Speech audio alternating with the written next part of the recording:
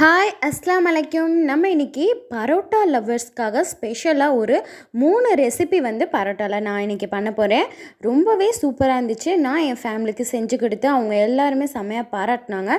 So உங்ககிட்டயும் அந்த ரெசிபியை share பண்ணணுன்னு தான் நான் இன்றைக்கி வீடியோ பண்ணேன். இப்போது நான் 2 கப் மைதா மாவு எடுத்துகிட்டு கொஞ்சோண்டு தண்ணி ஊற்றி நல்லா பிசைஞ்சுக்கோங்க, உப்பு சேர்த்துக்கோங்க. இப்போது நம்ம இன்றைக்கி 3 டிஷ் டிஃப்ரெண்ட்டாக செய்ய போகிறோம். ஸோ அதை எப்படி செய்கிறதுன்னு காமிக்கிறேன். 1 டேபிள் ஸ்பூன் அளவு எண்ணெய் சேர்த்து நல்லா மாவை நல்லா போட்டு பெரட்டி எடுத்துருங்க. எல்லோரும் யார் மேலெல்லாம் கோவருக்கோ அவங்களெல்லாம் போட்டு நல்லா காமிச்சிருங்க. ஏன்னா அப்படி பண்ணிங்கன்னா தான் உங்களுக்கு மாவு நல்லா சாஃப்டாக கிடைக்கும். நல்லா ஒரு 10 நிமிஷத்துக்கு நல்லா தூக்கி போட்டு அப்படியே பெரட்டி எடுத்துருங்க மாவை. ஓகே, இப்போ நம்ம என்ன செய்ய போகிறோன்னா, இந்த மாவை பிணைஞ்சிட்டு ஒரு ஓரமாக 1/2 அன் ஹவர் மூடி வச்சுருங்க. ஒரு 1 ஹவர் 1/2 அன் ஹவர் கூட ஓரமாக கிளாத் மாதிரி வச்சு மூடி வச்சுருங்க. கடைசியாக எண்ணெய் மேலே அப்ளை பண்ணி வச்சுருங்க. இப்படி அவ்வளோதான். நான் ஒரு காட்டன் கிளாத் மாதிரி மேலே போட்டு மூடி வச்சிட்டேன். இப்போ பாருங்கள், நல்லா சாஃப்டாக ஆகிடுச்சு மாவு. இப்போ நம்ம இதை பேலிக்க ஆரம்பிச்சிடலாம். கொஞ்சமாக மாவை எடுத்துக்கலாம். எடுத்துகிட்டு நம்ம இப்போ இதை பேலிக்க போகிறோம். நான் ஃபஸ்ட்டு காயின் பரோட்டா தான் செய்ய போகிறேன். கொஞ்சமாக எடுத்து எண்ணெய் தடவிட்டு நல்லா பேலிச்சுக்கோங்க. நல்லா ஃபுல்லாக அந்த நம்ம இது சப்பாத்தி கட்டை இருக்குல்ல, அது வரைக்கும் ஃபுல்லாக பிணைஞ்சு நல்லா இழுத்துக்கோங்க. பார்த்திங்களா, இந்த மாதிரி ஃபுல்லாக இழுத்துருங்க. இழுத்துட்டு இப்போது இதில் நம்ம கோடாக போட்டுக்கலாம். ஆக்சுவலாக நூல் பரோட்டாக்கும் இந்த மாதிரி தான் ப்ராசஸ் செய்வாங்க. அதே மெத்தடில் இந்த மாதிரி ஒரு நைஃப் வச்சு நீங்கள் இப்படி கோடாக போட்டு எடுத்துக்கோங்க. அப்படியே வரிசையாக கோடாக போட்டுக்கோங்க. அப்படியே கட் பண்ண மாதிரி இருக்கும் உங்களுக்கு அந்த மைதா மாவே. ஸோ அந்த மாதிரி போட்டுட்டு திருப்பி அப்படியே வரிசையாக இழுத்துருங்க. இங்கே பார்த்திங்களா, நம்ம எதுவாக பண்ணுறேன் உங்களுக்கு ஸ்லோவாக காமிக்கிறேன். ரொம்ப கிழிஞ்சிட வேணாம். கொஞ்சோண்டு எண்ணெய் அப்ளை பண்ணிக்கோங்க. ரொம்ப ரஃப்பாக இருக்கிற மாதிரி இருந்துச்சுன்னா அப்போ தான் உங்களுக்கு கிழியாமல் அது வரும். ஸோ நான் லைட்டாக எனக்கு கிழிகிற மாதிரி இருந்துச்சு, அதனால் எண்ணெய் அப்ளை பண்ணிவிட்டு அப்படியே மெதுவாக எடுத்துட்டேன். இப்போ உங்களுக்கு நீங்கள் சாப்பிட்றப்ப சில கடையில் பார்த்துருப்பீங்க, நல்லா லேயராக இருக்கும் பரோட்டா. ஸோ அது இந்த மாதிரி தான் மேக் பண்ணுவாங்க. இப்போ நம்ம சுருட்டி அகெயின் பேலிச்சுக்கலாம் சின்னதாக. அவ்வளோதான். இப்போ நம்ம பேனில் போட்டு எண்ணெய் அப்படியே என்ன சொல்கிறது, அந்த பரோட்டா மேலே மிதக்கணும். அந்த மாதிரி நிறைய எண்ணெய் ஊற்றிக்கோங்க.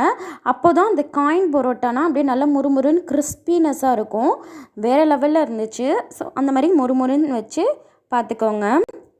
அவ்வளோதான். திருப்பி போட்டு இதே மாதிரி நல்லா கிறிஸ்பியாக வெந்துடும். நான் நான்ஸ்டிக்கில் போட்டனாலே எனக்கு அவ்வளோக்கா எண்ணெய் செலவாகலை.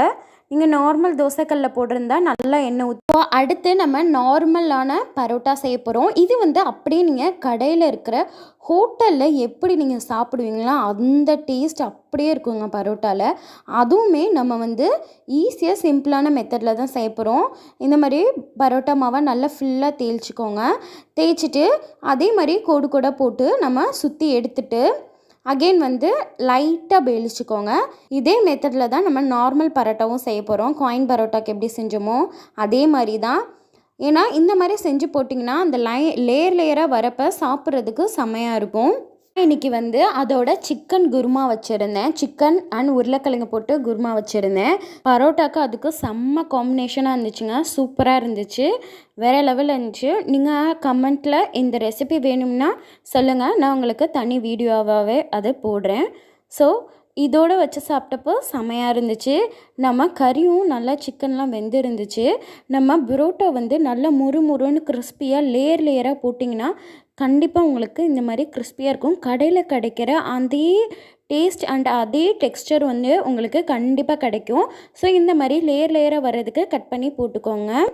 நம்ம நெக்ஸ்ட்டு என்ன செய்ய போகிறோம் பார்த்திங்கன்னா, மைதா பரோட்டாவில் வச்சு ஸ்டஃப்டு தான் செய்ய போகிறோம். அதுவுமே ரொம்பவே சுலபமானதான். வாங்க அது எப்படி செய்கிறதுன்னு பார்க்கலாம். அடுத்தது அது ரெடி ஆகிறதுக்கு நான் முன்னாடி ஃபஸ்ட்டு ஒரு கிரேவி மாதிரி பண்ணிக்கிட்டேன். ஏன்னா நம்ம ஸ்டஃப் வைக்கிறதுக்காக சிக்கனை நல்லா பொடியாக கட் பண்ணி போட்டு நார்மல் மேரினேட் பண்ணதில் சும்மா எக்ஸ்ட்ராவாக ஆயில் ஊற்றி நல்லா ஒரு செமி கிரேவி மாதிரி வச்சுருக்கேன். இதை தான் நம்ம பரோட்டாவுக்கு நடுவில் ஸ்டஃப் பண்ண போகிறோம். ஸோ பரோட்டா இதுக்கு நம்ம லேயராக மாதிரி கோடு போட தேவையில்லை. ஏன்னா இது நம்ம ஸ்டஃப் பண்ண போகிறோம். ஸோ நல்லா பெருசாக பேலிச்சுக்கோங்க. இப்போது வச்சுருக்க சிக்கன் கிரேவி பார்த்திங்கன்னா சோம்பேறி சிக்கன் மாதிரி தான் இருக்கும். ஆனால் அது என்னோடய ஸ்டைலில் நான் பண்ணியிருக்கேன். யூஷுவலான சோம்பேறி சிக்கன்லாம் நிறைய வீடியோஸ் பார்த்தேன். அதில் ஆனியன் அந்த மாதிரிலாம் போட்டிருந்தாங்க, டொமேட்டோ, அது எதுவுமே நான் ஆட் பண்ணலை. நீங்கள் நார்மலாக மசாலா எல்லாம் போட்டு மேரினேட் பண்ணி வைப்பீங்களே, அதை வந்து கொஞ்சமாக தண்ணியும் எண்ணெயும் சேர்த்து நல்லா பாயில் பண்ணி கடைசியாக வந்து கொரியாண்டர் போட்டுக்கோங்க. அவ்வளோதான் நம்மளோட சோம்பேறி சிக்கன். என்னோடய ஸ்டைல் வந்து இதுதான், அட்டகாசமாக இருக்கும். ஒரு தடவை இந்த மாதிரி ட்ரை பண்ணி பாருங்கள். இப்போ நம்ம ஃபுல்லாக பேல்ச்சக்கப்புறம் நடுவில் கொஞ்சோண்டு ஒரு ஸ்பூன் எடுத்து வச்சுட்டு இந்த மாதிரி 4 சைடும் ஃபுல்லாக க்ளோஸ் பண்ணிடுங்க. லைக் பார்க்க வந்து எப்படி இருக்குன்னா பாக்கெட் மாதிரி இருக்கும் பார்த்தீங்களா. இந்த பஃப்லாம் வந்து செய்வாங்க பேக்கரியில் வந்து பப்ஸ்லாம் செய்வாங்களே, ஸோ அந்த மாதிரி தான் இருக்கும் பார்க்குறதுக்கு. டேஸ்ட் வந்து செமையாக இருந்துச்சு. பாக்கெட் பஃப் மாதிரி இருக்கும். நான் வந்து அகைன் இன்னொன்று வந்து ரெடி பண்ணிக்கிட்டேன். இந்த மாதிரி 3 இது செஞ்சு வச்சுக்கிட்டேன். இதை இப்போ நம்ம வந்து பேனில் போட்டு ஃப்ரை பண்ணிடலாம். பார்த்திங்களா, எண்ணெய் நல்லா சூடானக்கப்புறம் இதை வச்சுருங்க.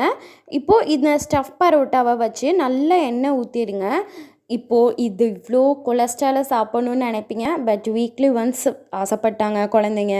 ஸோ வெக்கேஷன் டைமில் வந்து கண்டிப்பாக டிஃப்ரெண்ட்டாக எதாவது சாப்பிட்ணுன்னு ஆசைப்படுவாங்க. இப்போது மறக்காமல் அவங்களுக்கு இந்த மாதிரி செஞ்சு கொடுங்க. நல்லா முறுமுறுன்னு செம்ம கிறிஸ்பியாக இருக்குங்க. பார்த்திங்களா, அந்த ஆயிலே அது ஃப்ரை ஆகுறதுனால நல்லா கிறிஸ்பியாக இருக்கும். 2 நிமிஷம் வந்து மூடி வச்சு பார்த்துக்கோங்க. மீடியம் ஃப்ளேம்லேயே இருக்கட்டும். ஸோ ஃபஸ்ட்டு ஒரு 2 மினிட்ஸ் மூடிட்டு எடுத்துருங்க. நான் இப்படி சைடாக ஏன் வச்சுருக்கேன் அப்படின்னு பார்த்தீங்கன்னா, சைட்லலாம் நல்லா வந்து அது வந்து கிறிஸ்பி ஆகணும், குக் ஆகணும். ஸோ அதுக்காக தான் இப்படி ஓரமாக சைடாக அதை வந்து நிப்பாட்டி வச்சுட்டேன். இந்த மாதிரி 2 சைடுமே நிப்பாட்டி வச்சுக்கோங்க. அவ்வளோதான், நம்மளோட ஸ்டஃப்டு பரோட்டா ரெடி ஆகிடுச்சு. செம்மையாக இருக்குல்ல பார்க்கவே. நல்லா இந்த மாதிரி ஒரு கோல்டன் ப்ரௌன் வர வரைக்கும் அதை நல்லா குக் பண்ணி எடுத்துக்கோங்க. அதுக்கப்புறம் நீங்கள் வந்து எடுத்துடலாம். பார்த்திங்களா எவ்வளோ கிறிஸ்பியாக இருக்குன்னு. மறக்காமல் நீங்களும் ட்ரை பண்ணிட்டு எனக்கு கமெண்ட்டில் சொல்லுங்கள் எப்படி இருக்குன்னு. நான் கட் பண்ணி காமிக்கிறேன் உங்களுக்கு எப்படி இருக்குன்னு பாருங்கள். வாவ், பாக்கெட்ஸ் மாதிரி இருக்குல்ல. கெஸ்ட் யாராச்சும் வீட்டுக்கு வந்தாங்க, டிஃப்ரெண்ட்டாக சமைக்கணும், ஒரே மாதிரியே செய்கிறோமே அப்படின்னு நினச்சிங்கன்னா, அவங்க கண்டிப்பாக பரோட்டா லவர்ஸாக இருந்தாங்கன்னா இது கண்டிப்பாக உங்களுக்கு பிடிக்கும். எங்கள் வீட்டில் இந்த ஸ்டஃப்டு பரோட்டா ரொம்ப ரொம்ப ஃபேவரட்டுங்க. எல்லாருக்குமே ரொம்ப பிடிச்சிச்சு. நான் இன்றைக்கி சிக்கனில் பண்ணியிருக்கேன். இதை நீங்கள் வந்து வெஜிடேரியனாக பண்ணணும் அப்படின்னு ஆசைப்பட்டீங்கன்னா மஷ்ரூம் இல்லாட்டி பன்னீரில் வச்சு கூட நீங்கள் பண்ணலாம். பன்னீர், கேப்சிகம் அந்த மாதிரி போட்டு பண்ணலாம். மஷ்ரூம் அண்ட் கேப்சிகம், கார்ன் இந்த மாதிரி எல்லாமே ஒத்து போகும். ஸோ அதோடு சேர்த்து பண்ணிங்கன்னா இன்னும் டேஸ்ட்டு அட்டகாசமாக இருக்கும். மட்டன் சுக்கா மாதிரி கூட பண்ணி இதில் நீங்கள் வச்சு சாப்பிட்லாம். அதுவுமே ரொம்ப சூப்பராக இருக்கும். மேலே வந்து லேயர் செம்ம கிறிஸ்பியாக இருந்துச்சுங்க. நெக்ஸ்ட்டு நம்மளோட அடுத்த பரோட்டா ரெசிபி 3rd என்னன்னு பார்த்தீங்கன்னா பரோட்டா ரோல் தான். பரோட்டா ரோல் வந்து சிக்கன் ரோல் தான் பண்ணுறோம். இது வந்து நார்மலாக பரோட்டா மாதிரி சுட்டுட்டு அதில் வந்து 1 டேபிள் ஸ்பூன் கெச்சப் வச்சு நல்லா ஃபுல்லாக அப்ளை பண்ணிவிடுங்க. அந்த ரோல் அந்த சப்பாத்தி மேலே ஃபுல்லாக மயம் இருந்தாலும் பரவாயில்ல, அதையும் வந்து அப்ளை பண்ணிக்கோங்க. இப்போது அதுக்கு அடுத்து நம்ம ஸ்டஃப்டு பரோட்டாவுக்கு ரெடி பண்ணி வச்சுருந்த கிரேவியே வந்து இப்படி நடுவில் வந்து ஃபில் பண்ணிடுங்க. அந்த பரோட்டா ஃபுல்லாக வந்து ஃபில் பண்ணிடுங்க. ஸ்கூல்லலாம் மோஸ்ட்டாக வந்து இந்த மாதிரி ஆனியன்ஸ், கேபேஜ், கேப்சிகம் இந்த மாதிரி தான் வச்சுருப்பாங்க. ஸோ அந்த மாதிரி நான் ஆனியனை வந்து நல்லா நீட்டமாக கட் பண்ணி அதை வந்து தனித்தனியாக இந்த மாதிரி லேயராக வச்சுக்கிட்டேன். நெக்ஸ்ட்டு பார்த்திங்கன்னா நான் வந்து மின்ட்டு சட்னி ரெடி பண்ணி வச்சுருந்தேன். ஸோ அதையும் வந்து ஆட் பண்ணிக்கிட்டேன். ஸோ மின்ட்டு சட்னி வந்து நாங்கள் மோஸ்ட்டாக வந்து பரோட்டா செஞ்சாங்கன்னா அம்மா வந்து குருமா செய்வாங்க, சால்னா குருமா மாதிரி. ஸோ அதுக்கு வந்து எப்போவுமே வந்து மின்ட்டு சட்னி செய்வாங்க. ஸோ அது ரெடி பண்ணி வச்சுருந்தாங்க. அதையும் நான் வந்து இதில் ஆட் பண்ணிக்கிட்டேன். கொஞ்சம் நல்லா ஸ்பைஸியாக கொஞ்சம் ஃப்ளேவர்ஸாக இருக்கிறதுக்காக இதை நான் சேர்த்துக்கிட்டேன். வச்சு ரோல் பண்ணிவிட்டு நடுவில் கூட அது வந்து ஓப்பன் ஆகாமல் இருக்கிறதுக்காக டூத் பிக் இருக்கும்ல, அது கூட சொருகிக்கோங்க. அப்படி இல்லாட்டி அது ஓப்பன் ஆகாது, அவ்வளோக்கு தான். ஸோ ஸ்டிஃபாக தான் நிற்கும். அவ்வளோதான், நம்மளோட சிக்கன் பரோட்டாவும் ரெடி ஆகிடுச்சு. ரோலும் சூப்பராக இருக்குல்ல. நம்ம இன்றைக்கி 3 வேவ்ஸ் பார்த்தோம். 3 மெத்தடான பரோட்டாவில் coin parotta and chicken stuffed parotta, அப்புறம் சிக்கன் ரோல் பரோட்டா பார்த்தோம். எல்லாருக்கும் இந்த ரெசிபி பிடிச்சிருக்குன்னு நினைக்கிறேன். தேங்க்ஸ் ஃபார் வாட்சிங். மறக்காமல் லைக் பண்ணிவிட்டு சப்ஸ்கிரைப் பண்ணிக்கோங்க.